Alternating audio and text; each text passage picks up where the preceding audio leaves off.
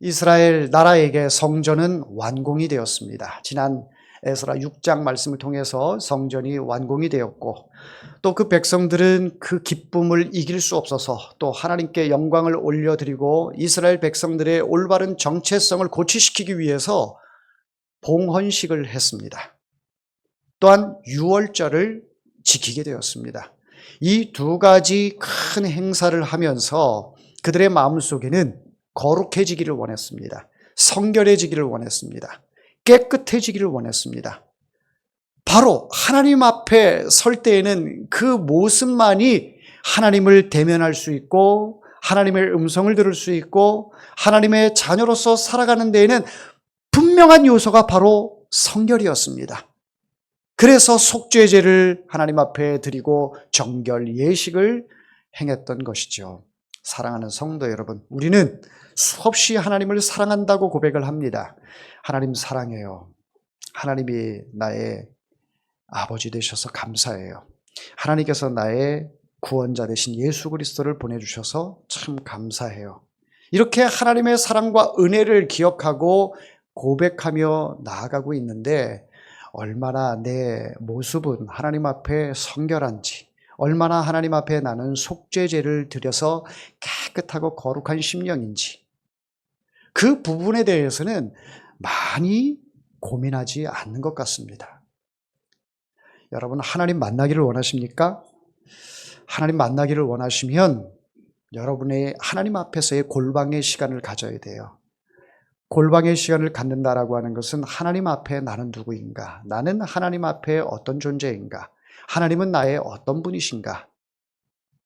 이런 부분들을 내 자아를 통해서 자꾸 물어야 되고 또 그 자아의 그 물음을 통해서 하나님께로 더 가고자 하는 그 마음이 있어야 돼요. 그렇게 하다 보면 내 부분에 내 자신의 그 연약함이 드러나게 되어 있습니다. 오늘날 한국교회의 가장 큰 문제는 많은 행사를 하지 않아서 문제가 아니에요. 퍼포먼스가 없어서 이게 문제가 아니에요. 하나님 앞에 회개하는 심령들이 점점 사라지는 것이 이것이 문제입니다. 하나님은 여전히 지금 하나님께로 돌아오는 자를 찾고 계세요. 하나님이 원하시는 그 한 사람을 찾고 계세요.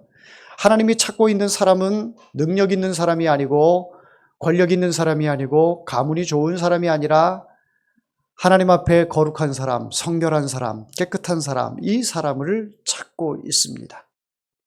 성도들의 바람은 정말 그런 목회자가 우리 교회의 목회자였으면 좋겠다라는 그런 바람이 있어요. 정말 우리 교회 목사님은 청렴하고 또 결백하며 또 함부로 말을 하지 않고 또 사랑과 인자로 성도들을 대하고 성도들에게 한마디 한마디 하는 것이 하나님의 음성처럼 나에게 들려지는 그런 존재가 우리 목사님이 되기를 원할 것입니다. 그러기 위해서는 여러분이 저를 목회자를 위해서 많이 기도해야 되고 또 목회자도 그런 부분에 있어 하나님 앞에 성결하기 위해서 몸부림을 쳐야 합니다. 왜? 하나님은 깨끗한 사람을 사용하시기 때문에 그렇습니다. 눈으로 보이는 것이 다가 아닙니다. 눈으로 보지 않아도 그 속에 정말 값진 것이 있는 사람이 있어요.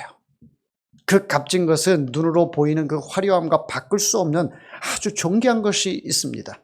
그런 것이 저에게 있기를 원하고 여러분 자신에게 있기를 원합니다.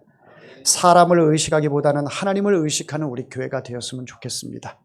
사람을 기쁘게 하는 교회가 아니라 하나님을 기쁘게 하는 그리스도의 참된 종인 우리 교회가 되었으면 좋겠습니다. 이제 성전 봉헌식 유월절을 통해서 이스라엘 백성들은 깨끗한 심령으로 새롭게 이스라엘 백성들이 출발하려고 합니다. 그런데 이게 웬일입니까? 사람들의 바람과는 달리 그게 오래가지 않습니다. 오래가지 않아요. 오늘 7장 1절 말씀에 보니 이 일 후에 바사왕 아닥사스다가 왕위에 있을 때에 라는 말씀이 나옵니다. 이 일 후라고 하는 것은 봉헌식과 유월절의 그 기간이 지난 뒤에 때를 얘기하는데 무려 이 기간이 우리가 생각할 때 예배드리고 바로 점심 먹는 그런 시간 정도로 우리가 생각할 수 있겠으나 그게 아닙니다. 2일 후라고 하는 것이 그 사이의 갭은 57년이라는 세월이 흘러버렸습니다. 57년이라는 세월. 여러분, 이 57년, 봉헌식과 유월절을 한 뒤에 왜 57년이라는 세월이 훌쩍 지나갔을까?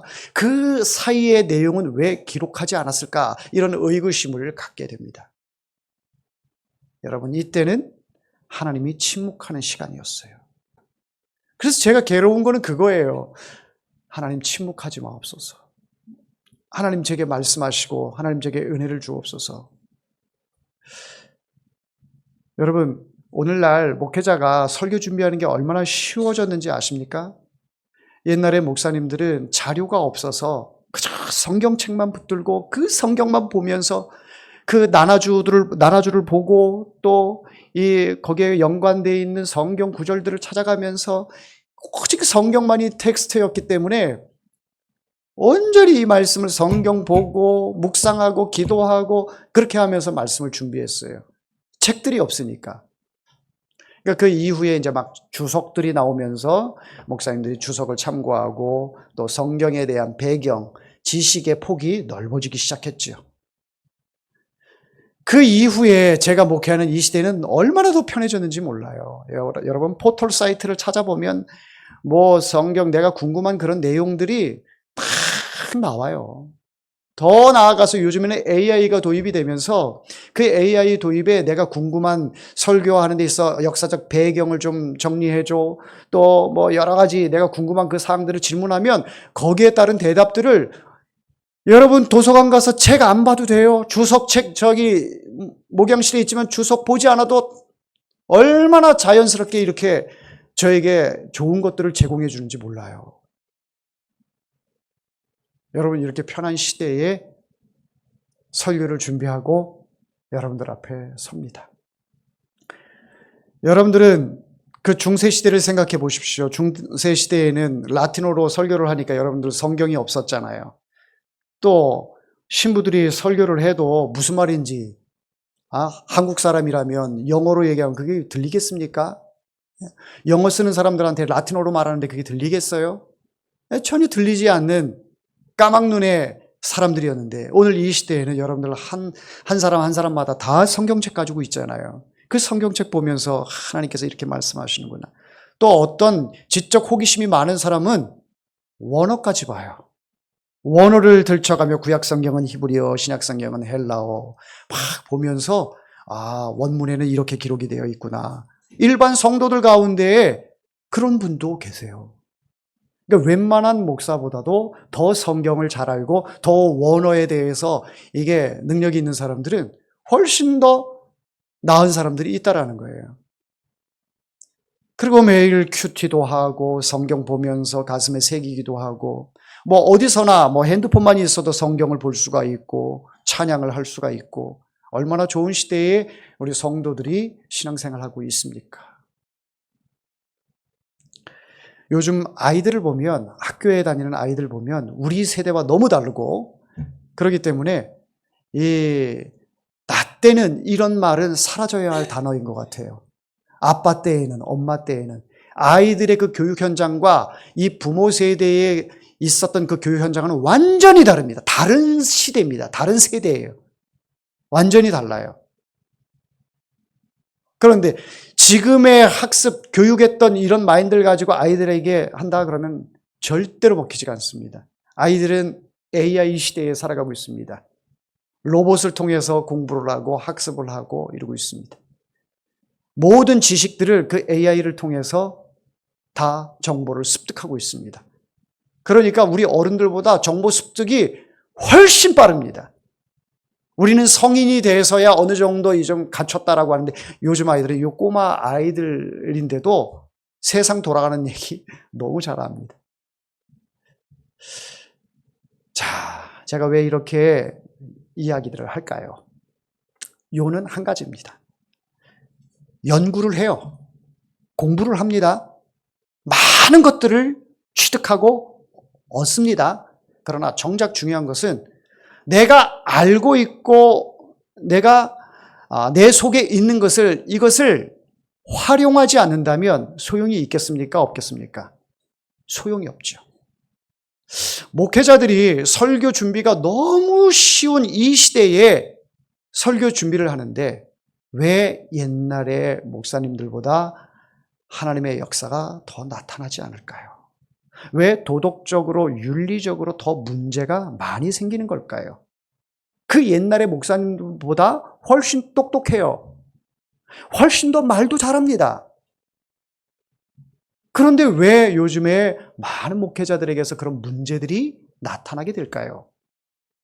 성도들이 원어를 보면서 많은 종교 서적들을 보면서 성경에 대한 지식, 초대교회사, 이 교회 중세교회사 하면서 교회사를 꿰고 있고 성경에 대해서 너무 박식하게 알고 있는데 왜 오늘날 대한민국이라고 하는 이 나라는 그렇게 많은 성도들이 삶의 현장 가운데서 살아가고 있는데 왜 하나님의 역사가 나타나지 않을까요?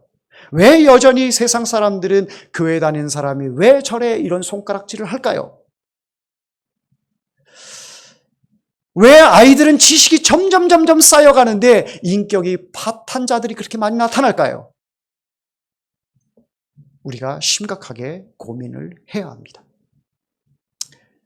문제는 그렇습니다. 알고 있는 게 중요한 게 아니라 알고 있는 것을 준행하지 못하는 것, 실천하지 못하는 것, 이것이 가장 큰 문제가 아니겠습니까?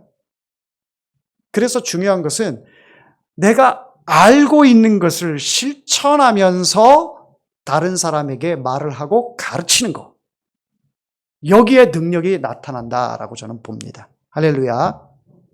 내가 말은 잘하고 가르치기는 잘하는데 전혀 실천하지 않는 삶이야. 앞가지가 전혀 다른 사람이야. 겉과 속이 다른 사람이야. 그런 가운데서 여러분들에게 아무리 설교를 하고 아무리 성경 공부 가르치고 해도 여러분들이 지식은 커져가고 머리는 커지는데 실천하지 않는다면 아무 소용이 없겠죠. 제가 이 자리에 서서 여러분들에게 말씀을 전하지만 예배 딱 끝나고 나서는 담배 한 대 딱 피면서 오늘 참 설교 힘들었어. 딱 이러면서 세상 사람들하고 똑같이 이렇게 한다면 여러분들은 이야, 우리 목사님 현대 감각에 맞게 현대인들의 마음을 잘 알아주는 목사님이네. 이렇게 여러분들은 평가하시겠습니까? 끝나고 나서 우리 애프터 시간을 여기 앞에 굿모닝 호프집에서 만납시다. 이렇게 얘기를 한다면 여러분 중요한 것은요. 말씀을 전하면 그 말씀을 듣고 실천하는 것이 중요해요. 우리는 연약하기 때문에 10가지 이야기를 해도 그 10가지를 다 지키기가 어렵습니다. 기억의 한계도 있고 또 본능의 한계도 있고 실천적인 한계도 있고 나의 성향의 그 한계도 있기 때문에 그 가운데서도 내가 하나님 말씀 붙들고 지킬 수 있는 거, 하나님이 은혜 주셔서 정말 내가 기쁨으로 감당할 수 있는 거, 그런 것들 한두 가지만이라도 내가 그 말씀을 내가 실천하면서 살겠다라고 하면 여러분 삶 가운데 역사가 나타나요. 그 역사가 나타나는 그 영향력이 내 자녀들에게, 내 이웃들에게도 나타납니다. 그러니까 어떤 사람은 예수 믿은 지가 수십 년이 됐는데 전혀 바뀌지 않는 사람이 있어요. 말도, 언어도 바뀌지 않고 표정도 바뀌지 않고 행동도 바뀌지 않고 욕심은 더더욱 그대로 가지고 있어요. 예수님 알기 전에 가득했던 욕심, 그 욕심이 예수 믿고 나서도 여전히 달라지지 않고 그 욕심에 사로잡혀 있는, 내가 예수 믿어서 하나님의 자녀가 되고 천국 가는 거는 아는데 내 욕심은 버릴 수가 없어. 그러니까 성경은 많이 봐서 알아요. 예배 때 설교를 들어서 내가 알고 있어요. 하나님은 알고 있는 것을 원하실까요? 물론 모르는 것보다 아는 걸 더 원하시겠죠. 더 나아가서는 아는 것을 내가 그 말씀, 이 말씀은 하나님의 인격이고 하나님의 자존심이에요.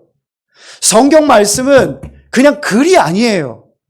하나님께서 우리에게 주신 하나님의 인격이자 하나님의 자존심이고 하나님께서 하신 이 말씀은 그냥 농담조로 한 말이 아니에요. 이 말씀을 내 가슴에 새기고 이 말씀을 실천하며 살아갈 때에 복이 있고 그것만이 생명의 길이기 때문에 하나님께서 많은 주의 종들을 들어서 이 성경 66권을 우리에게 주신 것이란 말이에요. 그러니 이 말씀을 우리가 1년에 1독이든 10독이든 하는 것도 중요하겠지만 말씀을 사모하니까 1독 성경을 읽는 것 아니겠습니까? 그러나 더 중요한 것은 그 말씀을 가슴에 새긴 것을 준행하는 것, 실천하며 사는 것, 이것이 가장 중요한 줄 믿습니다. 준행하는 모습 그 자체가 언어로 내가 말을 하지 않아도 그 자체가 가르침이 되는 거예요. 내가 말씀대로 사는 모습이 다른 성도들에게 그대로 가르침이 되는 거예요. 이 준행의 삶은 목사의 10번 설교보다도 더 훌륭한 설교가 되는 것입니다. 우리 자녀들에게도 더 훌륭한 교육의 지침이 되는 것이에요. 오늘 말씀을 보도록 하겠습니다. 오늘 말씀을 보면 자, 우리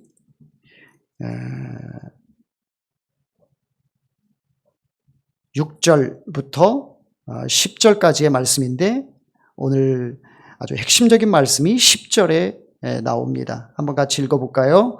에스라가 여호와의 율법을 연구하여 준행하며 율례와 규례를 이스라엘에게 가르치기로 결심하였더라. 아멘. 연구하고 준행하고 가르쳤더라. 요 순서가 바뀌면 안 됩니다. 바뀌면 안 돼요. 요게 바뀌는 순간 뒤죽박죽이 돼버려요. 자, 연구했다라고 하는 것은 우리의 지식을 채우는 거예요. 내가 알게 되는 거예요. 하나님의 말씀에 대해서 알게 되는 거, 하나님의 뜻이 무엇인지 알게 되는 거예요. 알게 된 것을 준행을 하는 거죠. 실행하는 거죠. 그리고 이 실행한 것을 이스라엘에게 가르치게 되는 거예요. 에스라는 학자였기 때문에 그 입술을 통해서 하나님의 말씀을 통해 모세의 율법을 잘 연구하고 분석하고 하나님께서 이스라엘 백성에게 어떤 말씀을 하셨는지 그거를 다른 사람에 비해서 명석한 두뇌를 하나님께서 주셨어요. 그래서 그 명석한 두뇌로 하나님의 그 깊은 뜻을 더 깊게 볼 수 있고 그 깊게 본 것을 이스라엘 백성들에게 가르칠 수 있는데 에스라에게 있어서 가장 중요한 것은 자기 자신이 말만, 입만 터는 사람이 아니라 바로 준행하는 거예요. 준행하는 거. 에스라가 그 위치에 있다고 해서 머리가 크고 똑똑하다고 해서 그 말로만 하는 것을 백성들이 그걸 듣고 감동이 되고 은혜가 되고 하나님께서 감격하시고 이러는 게 아니죠. 하나님이 사용하신 그 많은 위대한 인물들이 하나님의 뜻을 알고 그 안 것을 순종하는 모습을 통해서 하나님은 아브라함을 아브라함 되게 하셨고 이삭을 이삭 되게 하셨고 다윗을 다윗 되게 하신 거예요. 바울을 바울 되게 하신 거예요. 아는 것을 아는 것으로 그친 사람은 다 패망의 선봉자들이 되었습니다. 그러나 그것을 순종하는 그 사람은 오늘날 그들의 순종을 통해서 우리에게 큰 가르침을 주고 있는 것입니다. 사랑하는 성도 여러분, 에스라는 그 결단을 했어요. 57년간의 이 긴 침묵 속에 하나님께서 왜 이 백성들에게 침묵을 하셨는가 깊게 고민해 보니 화려한 성전은 있는데 건물은 있는데 거기에 따라서 사람들이 건물을 보면서 감격하고 눈물을 흘리고 내 죄를 자복하면서 회개하고 나아갔지만 그 속에 하나님의 말씀이 없으니 실천할 것도 당연히 없겠죠? 하나님의 말씀을 알지 못하는데 무슨 실천이 있겠습니까? 그저 본능대로 사는 것이죠. 눈에 보이는 것이 이것이 다다라고 생각했던 사람들, 이제 우리는 이 성전으로 말미암아 거룩한 백성이야, 깨끗한 백성이야. 그러나 삶의 현장은 여전히 우리를 내버려 두지 않습니다. 삶의 현장에서는 계속해서 세상의 욕망으로 우리를 끌어들여요. 그러니까 내 머리로는 성전인데 눈에 보이는 것은 성전이기 때문에 항상 보이는 쪽을 향해서 예루살렘 성전을 향해서 무릎 꿇고 기도는 하지만 하나님이 원하는 것은 그것일까요? 하나님의 말씀을 알고 하나님의 뜻을 알고 준행하는 것, 실천하면서 살아가는 것, 그것을 원하신다라는 거예요. 그래 하나님께서 그러지 못하니까 침묵할 수밖에 없는 거예요. 여러분, 우리가 자녀들을 대할 때도 이게 어떤 그 감정선이 넘어가면 계속 대화가 안 되면 어떻게 합니까? 침묵하게 되죠. 침묵해. 말을 하지 않아요. 가치가 없다라는 거죠.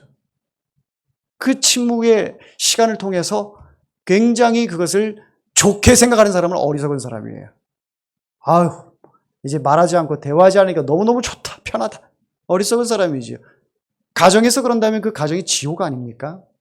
가정에서는 작은 천국으로서 좋은 대화들이 있어야 되고 또 상대방을 칭찬하고 격려하고 위로하고 세임을 주는 그런 언어가 있어야 되지 않겠습니까? 우리가 이 세상을 살면서 그렇게 대화가 막혀 있고 침묵의 시간이 길어지면 정말 피말리는 그런 삶을 살아갈 수밖에 없는데, 그런데 우리가 영적으로 이게 하나님의 침묵에 대해서 너무 둔감하다라는 사실이에요. 너무 둔감하니까 하나님을 찾지 않아요. 지금 하나님께서 우리와 함께 하시는지, 지금 우리의 예배를 받으시는지, 지금 나와 함께 하시는지, 내 삶을 하나님이 책임져 주시는지, 하나님은 이런 상황에 어떻게 나에게 말씀하실까? 여러분, 하나님을 침묵하게 하는 것은 여러분들 직분의 직무유기입니다. 제 자신도 그렇게 생각해요. 하나님을 피곤하게 해야 합니다. 하나님이 자꾸 말씀하시게 해야 돼요. 하나님께서 자꾸 나와 동행하는 것을 여러분들은 원하셔야 돼요. 사랑하는 성도 여러분, 하나님의 손이 함께하는 사람, 오늘 본문에는 이 7장에는 본문 안에서만 2번이나 기록이 되고 있습니다. 6절 말씀에 보면 그의 하나님 여호와의 도우심을 입음으로, 도우심을 입었다라고 하는 것은 하나님의 손이 그와 함께 했다라는 거예요. 9절 말씀에도 하나님의 선한 손에 도우심을 입어, 선한 도우심을 입어, 또 성경 뒷부분에 7장 뒷부분 28절 말씀에 보면 여호와의 손이 내 위에 있으므로 내가 힘을 얻어. 에스라가 아론 가문의 16대 손입니다. 이스라엘 백성들 가운데 가장 자랑할 만한 그런 가문이에요. 대제사장 아론의 16대 손. 대단한 거 아니에요? 대단한 겁니다. 그런데 아론의 자손이라고 해서 그가 여호와의 손이 임한 게 아니에요. 그가 학자로서 그 능력이 탁월한 것이 아닙니다. 하나님께서 가문을 보고 그를 쓰신 게 아니고 그의 학문의 수준을 보고 하나님이 쓰신 게 아니에요. 그의 능력을 보고 하나님이 쓰신 게 아니에요.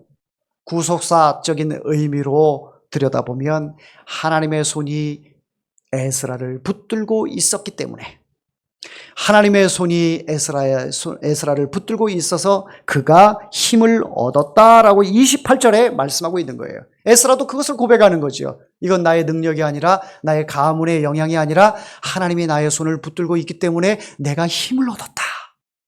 그래서 이 결단을 할 수 있었다. 말씀을 연구하고 이 연구한 말씀을 준행하고 실천하면서 살아가면서 그 자체가 입술로도 교육이 되지만 그 삶 자체가 사람들에게 가르침이 되었다. 여러분, 이런 교회가 되어야 합니다. 할렐루야. 그런 가정이 돼야 돼요. 우리 자녀들을 두고 있는 우리 부모님들 꼭 기억하시기를 바랍니다. 여러분의 습관적인 그 언어와 행동, 이런 것들로 인하여 자녀들이 힘들어질 수 있습니다. 그렇다면 내 자신이 그동안 살아왔던 것을 반대로 불편하게 살아야 돼요. 불편하게 살면 언어도 수정해야 되고 행동도 수정을 해야 되고 나의 오래된 그런 습관도 수정을 해야 합니다. 그 자체가 나에게는 고난이 돼요. 그러나 고난이 유익이라고 했죠. 그 고난을 통해서 내 자녀들이 잘 자라게 됩니다. 아름다운 모습으로 자라게 됩니다. 그런 명문 가문들이 여러분 가정이 다 되기를 바랍니다. 우리 헤어름 교회도 하나님의 손이 함께하는 교회, 하나님의 손이 함께하는 여러분 가정, 제 자신도 하나님의 손이 붙들고 목회하는 그런 목사가 되기를 소망합니다. 한번 따라합니다. 연구하고 준행하고 가르치자. 기도합니다.